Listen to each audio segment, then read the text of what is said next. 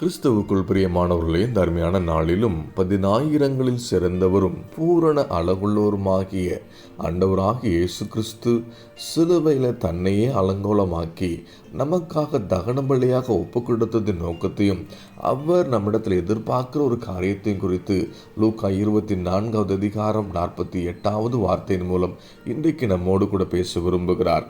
வேத வார்த்தை இப்படியாக சொல்கிறது, நீங்கள் இவைகளுக்கு சாட்சிகளாயிருக்கிறீர்கள். நாம் ஒவ்வொருத்தரையும் அவருடைய சாட்சிகளாக ஆண்டவர் வாழ வேண்டும் என்று சொல்லி விரும்பினால தான் இன்றைக்கு இந்த வார்த்தை கொண்டு பேசி கொண்டிருக்கிறார். எவைகளுக்கு சாட்சிகளாக நாம் வாழ வேண்டுமா?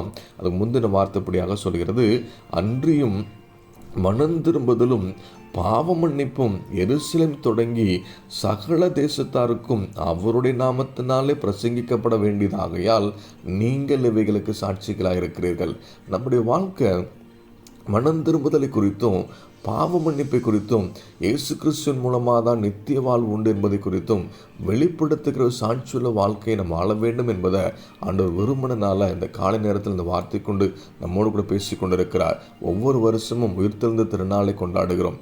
40 நாட்கள் உடலை ஒருத்து நம்மை நாமே வெறுத்து அநேக காரியங்களை செய்கிறோமே தவிர கிறிஸ்துவின் அன்பை வெளிப்படுத்துகிற, கிறிஸ்துவின் மனம் திரும்புதலை வெளிப்படுத்துகிற, பாவ மன்னிப்பின் நிச்சயத்தை வெளிப்படுத்துகிற கிரியைகளோ வார்த்தைகளோ செயல்பாடுகளோ நம் மூலமாக வெளிப்பட்டு எத்தனையுடைய வாழ்க்கையில் இயேசு கிறிஸ்துவின் அன்பை சுவிசேஷமாக அறிவித்திருக்கிறோம் என்பதை ஆராய்ந்து பார்க்க இந்த வேதவசனம் நமக்கு உதவி செய்கிறதாக அமைந்திருக்கிறது.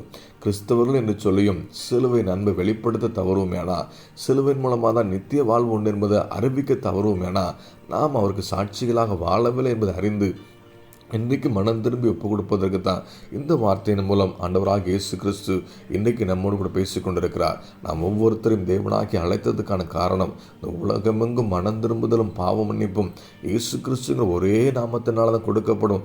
நாம் பெற்றுக்கொண்ட ரட்சிப்பை, நாம் அனுபவிக்கிற சமாதானத்தை பிறருக்கு சுவிசேஷமாக அறிவிப்பதற்கு தான் ஆண்டவராக இயேசு கிறிஸ்து உங்களை என்னையும் சாட்சிகளாக அழைக்கிறார். இன்றைக்கி அப்படிப்பட்ட வாழ்க்கை வாழ தெய்வ சமூகத்தில் ஒப்பு கொடுத்து நம்ம ஜெபிப்போமா? நல்ல தகப்பனே, இந்த அருமையான கால வேலைக்காக நன்றி செலுத்துகிறோம். எங்கள் குடும்பத்தில் நாங்கள் இருக்கிற இடத்துல அடுத்து நாங்கள் வேலை செய்கிற ஸ்தலத்தில் மனம் திரும்புதலை குறித்தும் பாவ மன்னிப்பை குறித்தும் இயேசு கிறிஸ்துவின் மூலமாக தான் நித்திய வாழ்வு உண்டு, பாவம் கழுவப்படும் என்கிற சுவிசேஷத்தை அறிவிக்கத்தக்க சாட்சியுள்ள வாழ்க்கை வாழ உதவிச்சிங்க. யாரெல்லாம் தங்கள் வாழ்க்கையில் உண்மை வெளிப்படுத்த வேண்டும் என்று சொல்லி விரும்பி ஜெபிக்கிறாங்களோ அவங்களுக்கு கிருபை பாராட்டுங்க. அவங்க வேண்டுகிற விரும்புகிற நன்மையை அருளிச்சிங்க. சாட்சியை காத்துக்கொண்டு உன் நாமத்தை மேம்படுத்த நற்சாட்சிகளாக அந்த நற்செய்தி அறிவிக்கிறவர்களாக ஒவ்வொருத்தையும் கனப்படுத்தி ஆசீர்வதித்து வழிநடத்த வேண்டுமாய் இயேசுவின் நாமத்தில் ஜெபிக்கிறோம் எங்கள் ஜீவன நல்ல பிதாவே, ஆமேன்.